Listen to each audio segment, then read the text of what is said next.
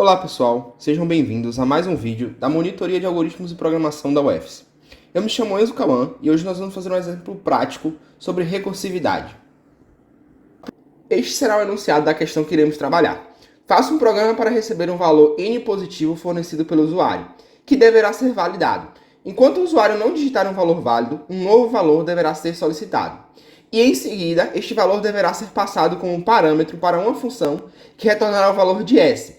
O resultado de S deverá ser apresentado no programa principal. Apresente uma solução recursiva para o problema proposto.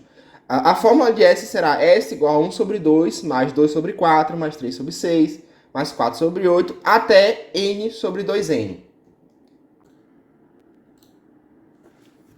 Bom, partindo agora para o código, vamos iniciar escrevendo a função S. Iniciamos com o cabeçalho da função, né, o nome dela e o que ela recebe como parâmetro. No caso, o parâmetro é o N. Como é recursividade, a gente tem que sempre iniciar com o caso base. No caso de como é uma função de soma, o caso base dessa questão vai ser n igual a 0. E nesse caso, quando o n for 0, a gente vai retornar 0. Em seguida, a gente cria o passo recursivo, que no caso dessa questão, ela vai ser o retorno da seguinte expressão. Vai ser n dividido por 2 vezes n. Seria justamente o que a questão passa lá no final, de n sobre 2n, somado com uma nova chamada dessa função, que ao invés de passar agora n, a gente passa para ela n menos 1, para ela ir até o n ser igual a 0. Em seguida, a gente desenvolve o código principal, cria o cabeçalho do código principal, né? Nome padrão main.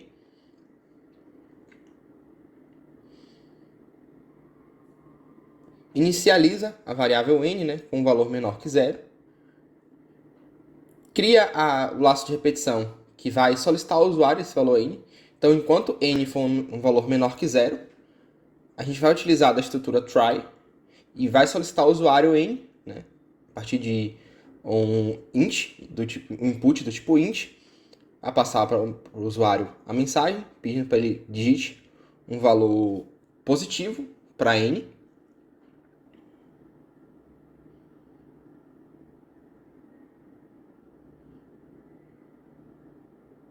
E agora a gente vai fazer as verificações.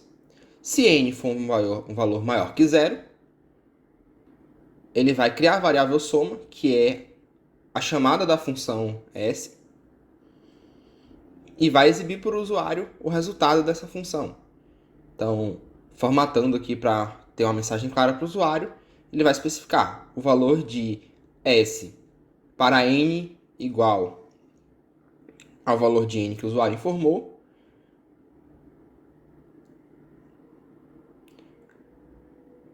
é igual ao valor da variável soma, que seria o resultado da função S.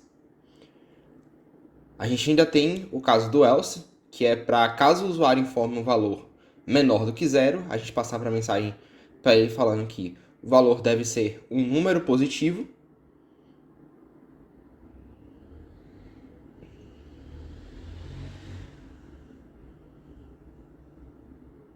E a gente ainda tem o except, que ele vai pegar exceções do tipo velho erro, que é quando o usuário tenta digitar um valor diferente do que a gente solicita na entrada. Nesse caso, como a entrada que a gente está solicitando é uma variável do tipo inteiro, se o usuário solicitar digitar alguma outra tipo de variável, uma string, um valor booleano, ele vai indicar para o usuário que a entrada está inválida e pede para o usuário digitar novamente um valor.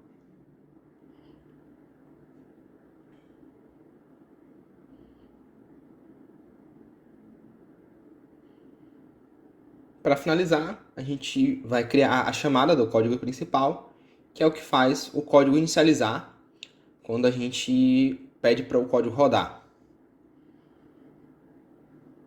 Então, utilizando a estrutura ifName igual a main, a gente chama a função main.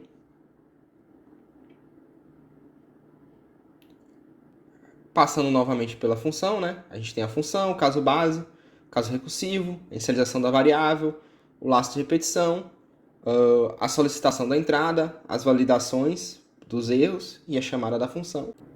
Bom, executando agora a função, temos que o seguinte. Ao executar, ele vai pedir para o usuário digitar um valor positivo n. Nesse caso, a gente vai digitar 5, né? E de acordo com a lógica da questão, né, o valor de S para n seria igual a 2,5, já que uma vez que é uma soma das metades de cada valor, se você tem 5, você vai ter meio, mais meio, mais meio, até o 2,5. Bom, gente, nosso vídeo de hoje foi isso. Fiquem ligados nas nossas redes sociais, no nosso site, no Instagram e no YouTube. Muito obrigado.